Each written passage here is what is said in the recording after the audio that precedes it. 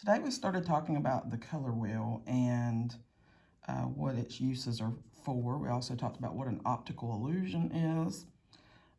So we're going to create an optical illusion that is a color wheel at the same time, like the one that you see here. So I'm going to show you how to draw it out first, because we have to have 6 sections for the 6 colors.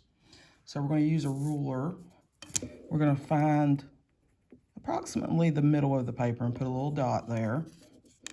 We're going to draw a vertical line with our ruler that goes from one side to the other. And if it's not perfectly straight, that's fine.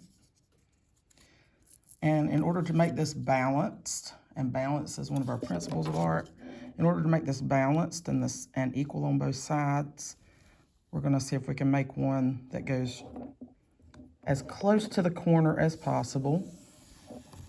If it's not exactly in the corner, mine's not, that's completely fine.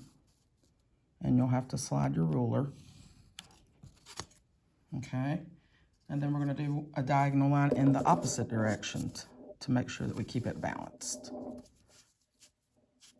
And again, if it's not exactly in the corner, it's going to be hard to get it exactly in the corner. For example, this one's in the corner up there, but down here it's not, and that's okay. So now we've got 6 sections that are fairly equal. Next, we're going to do the curved lines that create the illusion, and they also create the illusion of balance. Not balance, but movement, which is another one of our principles of art. So it's going to make it look as though these are moving once you get done coloring them. So, and it also creates a pattern of stripes. So we're going to pick one to start in, whichever one you want to start, and we're going to do a line that arcs and curves over. And we're going to continue doing that down through this triangle shape. And if you get down here to the bottom and this section looks too big, we can put part of a stripe there. And these are all arcing over. The next one, and you can turn your paper to do this, we're going to arc downward or under. And I'm starting right where this one ends, so that my stripes will all be about the same size. There's balance again. I'm just going to put a little line here so you can see that this stripe should end right in there somewhere. Now I'm going to go back to doing over, starting where the last one ended.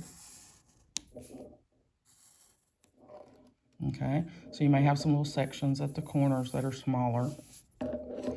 Now we're going back to under, so you've got a pattern going here. I'm going to put a partial one here just so that section will look even. Now I'm going back to over. So you get the idea. It's certainly a pattern. I'll put a little bit of one there.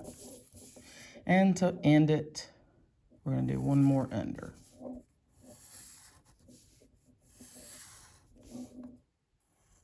And there we have our illusion. And it's already making it look as though the lines are moving. So we're already getting that illusion of movement. We also want the illusion that some of these are popping up, standing out. And to do that, we're going to have to use something called value. Value is one of our elements of art that you see here. And it's basically showing you how light or dark a color or shade is. And here's a value scale. You've got the black and gray and white scale, if you were using just pencil, where it goes from light to dark. And then on the color scale, it works the same way. We will be using color for our value. So to create value, you have to do something called shading. And when you're coloring your optical illusion, I want you to make sure that you're looking at the color wheel and putting your colors in the correct order as you're going along.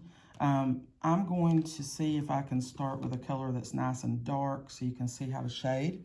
So I'm going to actually start with the purple, and I'm going to put it up here in this section. I'm using crayon. You guys will be able to use crayon or colored pencil.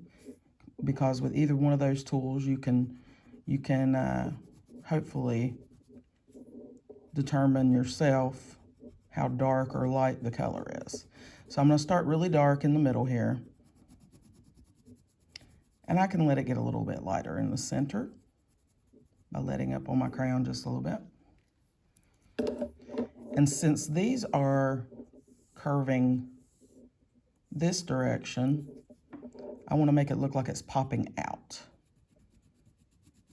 So, and this is just a practice sheet for me. So I'm going to color dark when I'm near the pencil line. So on both sides. And then as I get across here, I'm going to let up on the pressure on my coloring tool, whatever it might be, and get a little bit lighter. And a little bit lighter until in the middle it's the lightest. And that's going to give me the illusion that that is popping out. Okay? But if I wanted to go to one of the other sections, let's see if I can find a green here in my pouch of crayons. If I wanted to go to a different section, let's see. Now let's do blue. So we would have blue here. These are going in the other direction. So you see this one looks like it's popping out. We want to make this one look like it's popping inward. So we would color dark in the middle and then get a little bit lighter, until the lightest is at the edge. Same thing on this side, lighter, lighter, until it's the lightest at the edge. And that will slowly start creating the optical illusion that this is dipping in and out as we go around the wheel.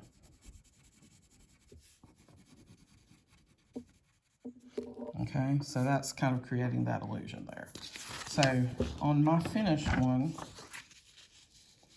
I put value on every other one, and the one that's in between, the ones that's in between, I used that same color and I just colored lightly. So you don't have to add value on every single stripe, just every other one, which will end up being 2 or 3 stripes at the most.